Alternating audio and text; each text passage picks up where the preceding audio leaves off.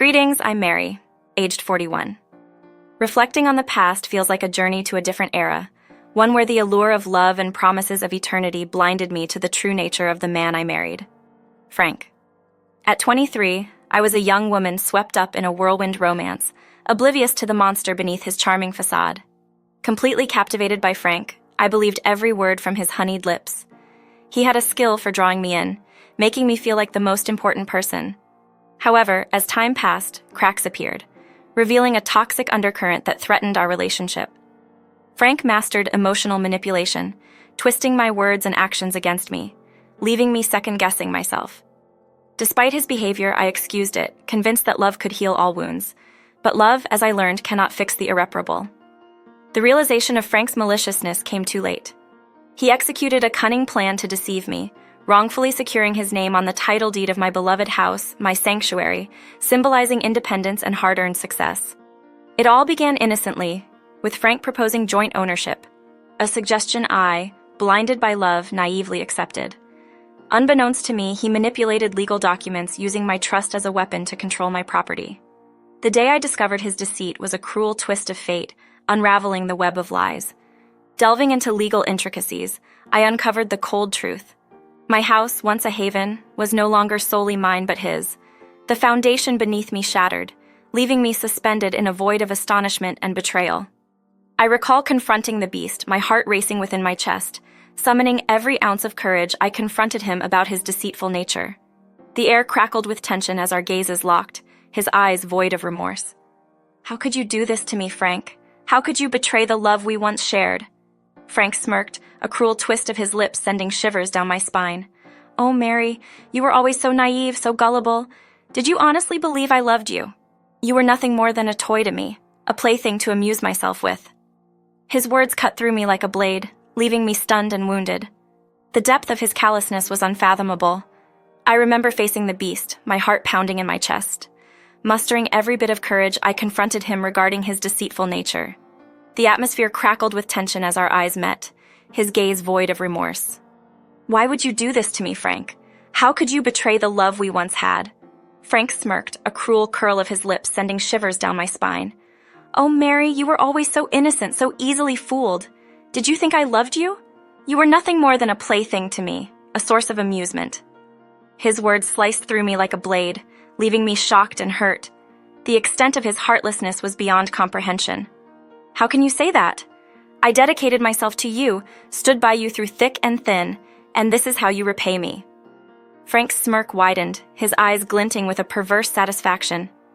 "You were just a means to an end, Mary, a stepping stone on my journey to personal gain. Taking this house from you was just a small sample of the power I could truly wield over you." His words lingered in the air, dripping with arrogance and disdain. I grappled with containing the surge of anger bubbling within me. The revelation shook me to my core. How could I have been so oblivious, allowing myself to be entangled in this intricate web of deceit? Following Frank's heartless confession, my heart shattered into even smaller fragments. As if his betrayal weren't enough, he added insult to injury by announcing his desire for a divorce. The very foundation of my world crumbled beneath me, and I struggled to catch my breath amidst the devastation. In a moment of folly, I began to plead with him. "Frank, please, we can work through this. Let's mend whatever is broken between us. I still love you, despite everything. We can't go through with the divorce." My voice quivered with desperation, my mind clouded by the manipulation and hypnotic hold he maintained over me. Unable to imagine a life without him, even amid the toxic web he had spun around us, I found Frank unwavering. His eyes lacked any trace of compassion as he declared, "Enough, Mary. I've grown tired of this pretense. You mean nothing to me anymore. It's time for you to face the repercussions of your naivety and foolishness." His heartless rejection added another layer of devastation to my already crushed spirit. Once my confidant and partner, the person I believed in had transformed into a heartless stranger. Despite our vows to be there for each other, for better or for worse, Frank abandoned me.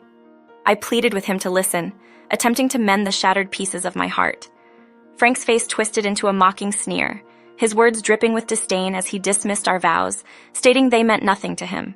According to him, I was merely a pawn in his game, and he reveled in using and manipulating my emotions.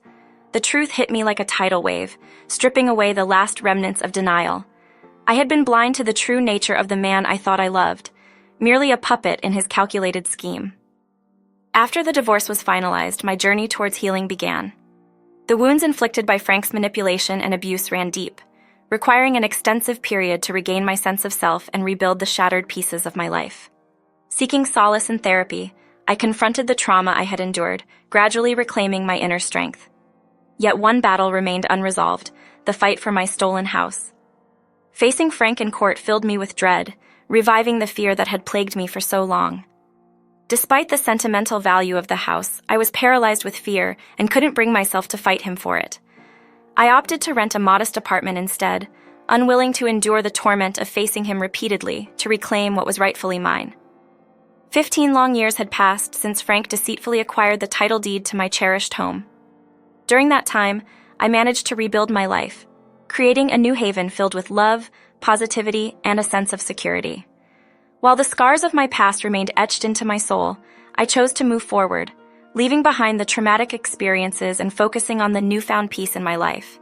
Yet I had developed a certain resilience, a determination not to allow the shadows of my past to shape my future. Then, on a pivotal day, an unexpected message illuminated my phone screen from Facebook, bearing a name that stirred a complex mix of emotions: Benjamin, my ex-father-in-law. It had been years since any contact, and I pondered what could have prompted him to reach out to me now. Curiosity intertwined with apprehension as I unfolded the message, uncertain of its contents. The words that greeted my eyes carried a blend of remorse and sincerity. "Mary, I trust this message reaches you in good health. The weight of guilt has burdened me for far too long, acknowledging the role I played in the injustice inflicted upon you. I deeply apologize for not believing you earlier. Frank's true character has become evident to me, proving that you were telling the truth all along. It was he who was abusive and manipulative, not you. I see that now. I am sincerely sorry for my disbelief. Though the past cannot be altered, I am eager to make amends and seek your forgiveness. Let us meet and catch up. With love, Benjamin." A surge of conflicting emotions overwhelmed me: doubt, caution, yet a glimmer of hope. Could this be a genuine chance to reconcile? I confess I was more than intrigued by the revelation of what prompted Benjamin to confront his son's behavior. After careful consideration, I agreed to meet with Benjamin, armed with both skepticism and unwavering determination. We arranged to meet in a public place, ensuring my safety and minimizing the risk of falling into a trap set by my abusive ex-husband. As I sat across from Benjamin, the years etched on his face served as a reminder of the time that had passed. He spoke with a voice laden with remorse and regret. "Mary, I genuinely apologize for the pain you endured and for my role in it. The truth is, I never intended to see you hurt, but I was weak and allowed Frank's influence to cloud my judgment. He manipulated the situation, exploiting my trust and convincing me that the divorce was entirely my fault. However, after all these years, I couldn't help but think that he was the one at fault all along. I pleaded with you, desperately urging you to believe in my truth. But you remained indifferent, Mary, my dear. He's my son, and I, foolishly inclined to trust his words over yours, now see the error of my ways. What shifted your perspective? What did Frank do to make you finally see the truth? Let's lay it all out on the table, shall we? I'm no spring chicken, and my time is drawing near. My liver is failing, and the doctors claim there's no remedy. It's been a prolonged struggle, and once Frank learned of my ailment, he seemed eager to plan my funeral. His behavior became increasingly peculiar, fixated solely on the inheritance he anticipated after my demise. It's utterly appalling how callous he can be. Realizing this, my thoughts turned to you, and I began to question if you were the victim all along. Frank managed to convince me that he was a true monster who cared for no one, willing to trample anyone in his path. When I confronted him with my suspicions, expressing my belief in your innocence, he only confirmed my doubts with dismissive and arrogant responses. I now recognize that he was the genuine monster, and I deeply regret not paying attention during the divorce. I apologize for cutting you out of my life without a proper understanding. Is this my attempt to rectify my wrongs? Perhaps, but I'm aware it may seem like a sudden conscience awakening to avoid a grim fate. Mary, I understand if forgiveness is beyond reach after all this time. Nevertheless, I would be grateful if you could share my last moments with me. Apart from Frank, I have no one, and departing this world in the company of a genuine and kind soul would bring me solace. My heart oscillated between the possibility of forgiveness and grappling with the burden of betrayal. Could I entrust this dying man's words? Was he genuinely sincere in his desire to rectify the past? The experience of being married to his son had already been traumatic, and the adage that the apple doesn't fall far from the tree echoed in my mind. How could I believe in the goodness of this man when his son excelled in deceiving and manipulating others? I needed to contemplate this, so I candidly expressed my reservations, and we subsequently went our separate ways. The news of Benjamin's terminal liver failure brought a mix of sorrow and conflicting emotions. Despite the pain caused by him and his son, I couldn't help but feel a twinge of compassion and empathy for his deteriorating health. The fragility of life had a knack for putting things into perspective. As weeks passed, Benjamin's request lingered in the recesses of my mind, causing turmoil. I found myself torn between the past and the present, forgiveness and self-preservation. Then one day, as I grappled with my decision, the ringing of the phone shattered the silence. It was Benjamin. His frail voice, filled with urgency, pleaded for my presence in the hospital. Time was slipping away, and he wished to apologize in person before departing this world. Despite the weight of his words, I hesitated, but ultimately agreed, acknowledging that acceptance might offer a form of closure and a chance to confront the demons of the past. Entering the sterile, somber corridors of the hospital, my heart raced with anticipation and trepidation.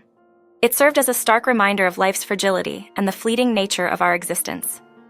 In Benjamin's hospital room, I encountered a weakened man lying in a bed that seemed too large for his wasted state. Despite looking worse than the last time I saw him, I couldn't help but sympathize. Setting aside my reservations, I reached out to a man who had once been a prominent father figure in my life. "Oh, Benjamin, I'm genuinely sorry to see you in this state. I should have set aside my pride and called sooner. If I had known things had gotten this bad, I would have been here earlier. I'm truly sorry." "No, dear, don't be sorry for me. I've lived a full life. If anyone should apologize, it's me, for my stupid son's behavior." Dear Mary, I extend my sincere apologies once again. I deeply regret the pain my son caused you, and I also apologize for doubting you, Benjamin. Thank you so much. There's another aspect I seek forgiveness for, my dishonesty. Yes, I didn't just bring you here to offer an apology. Oh, the real reason behind my summons is to convey my decision to pass on my inheritance. Now, I understand your confusion, wondering why I needed you present for this revelation. Just as Benjamin was about to elucidate, our conversation was abruptly interrupted. The door swung open, and Frank stood there, his gaze locking onto mine. Bursting forth with rage, he harshly demanded to know why I was in Benjamin's hospital room. "Mary, what the hell are you doing here?" Benjamin, weakened but resolute, spoke up, indignation trembling in his voice. "Frank, have you no decency? Mary has every right to be here because I say so. It's my deathbed, after all." A torrent of heated words erupted between them, each defending their stance. I berated Frank for his toxic behavior and manipulation, revealing the depths of his cruelty. Frank, arrogant as ever, dismissed Benjamin's words and tried to assert his dominance. Caught in the crossfire, I felt frustration and despair. Attempting to escape the growing turmoil, I rose from my seat. However, Benjamin's voice halted my steps. "Mary, please stay. Believe it or not, this inheritance issue concerns you. You have endured enough, and it's time for me to declare my true intentions and attempt reparations." Reluctantly, I resumed my seat, uneasy about Frank's presence. Yet, I understood that this moment had the potential to bring closure, address the past, and pave the way for a new chapter. With a deep breath, Benjamin began to lay out the details of his inheritance. As his words settled in the air, astonishment washed over me. He revealed that his considerable fortune, nearly 6 figures, was to be bestowed upon me. Dumbfounded, I struggled to grasp the magnitude of his revelation. Benjamin, his voice filled with a mixture of regret and determination, disclosed a secret he had guarded for years, a significant wealth meant for his future grandchildren. However, the dissolution of my marriage to Frank disrupted that plan, creating an emptiness where dreams of a thriving family once flourished. The natural heir would have been Frank Benjamin's son, but upon discovering Frank's true nature, Benjamin couldn't bear the idea of his hard-earned fortune falling into the hands of such a toxic individual. Instead, Benjamin opted to redirect his legacy, placing his complete trust in me. Frank, unable to contain his fury and sense of entitlement, erupted in a fit of rage. His voice echoed through the hospital room as he vehemently decried the injustice, passionately asserting his claim to the fortune he believed should rightfully be his. "This is outrageous. All that money should be mine. I deserve it." Remaining calm, my gaze fixed on Benjamin, I acknowledged the weight of his decision. This inheritance wasn't just about financial gain. It was a testament to his belief in my truth, strength, and resilience. It was an acknowledgement of the pain and suffering I had endured and the steps I had taken to rebuild my life. With a steady and resolute voice, Benjamin responded to Frank's outburst. "Frank, you have shown time and again that you are not worthy of this inheritance. It was meant to be passed on to future generations, but your toxic behavior has forever severed that possibility. After all these years and analyzing your disgusting character, I believe in Mary. She has proven herself to be a person of integrity and compassion, despite the hell you put her through. It is she who shall carry the torch of my legacy, and that is final." I just wanted both of you to hear it from me. The room fell into an uneasy silence, the weight of Benjamin's words hanging in the air. The truth of his decision and the implications settled upon us, each grappling with its significance. For me, it was an unexpected turn of events, a validation of the strength I had found within myself, but more than that, it was a newfound sense of security, a chance to reclaim what was stolen from me and forge a brighter future. As for Frank, his screams of protest fell upon deaf ears. The world, in its relentless justice, refused to bow to his desires. The realization that his toxic actions had severed him from the very legacy he believed was his birthright seemed to dawn upon him, if only for a fleeting moment. Not long after this entire situation, Benjamin passed away, leaving us in a truly devastating state. Every day, I deeply yearned for his presence, surrounded by the hum of passing cars marking the conclusion of this tumultuous journey. True to his worth, the entire inheritance he meticulously amassed has rightfully passed on to me, as stipulated in his will. Frank's futile legal battles to claim what he believed was his rightful share proved to be in vain. Benjamin's intentions were steadfast, and his wishes were faithfully executed. Acknowledging the lingering concern posed by Frank, I took proactive measures to ensure my safety and peace of mind. Additional security measures were implemented, forming a shield against any potential harm he might instigate. I refused to let fear dictate my life any longer. As days transform into weeks and weeks into months, the weight of the inheritance settles upon me like a beacon of hope, introducing newfound possibilities. In stark contrast, Frank finds himself grappling with the harsh reality of his actions. The magnitude of what he stole from me pales in comparison to what I ultimately gained. The realization that his manipulations and toxic behavior led him down a path of isolation and despair begins to sink in. Meanwhile, I find solace in the newfound security and freedom bestowed upon me by the inheritance. With my sights set on a brighter future, I plan to relocate and embark on a new chapter in a different state. The shadows of my past will no longer hold me captive, and the echoes of Frank's voice will fade into distant memory. Reflecting on the trials and tribulations endured, a profound sense of gratitude washes over me. The inherited wealth is not merely a means to an end, but a catalyst for transformation, a stepping stone toward realizing my dreams and ambitions. I am no longer defined by the scars of my past, but empowered by the strength discovered within myself. The woman who once hastily married Frank, blinded by love and naivety, has evolved into a formidable force. Rising from the ashes, unyielding in my pursuit of happiness and fulfillment, I am no longer bound by the echoes of the past.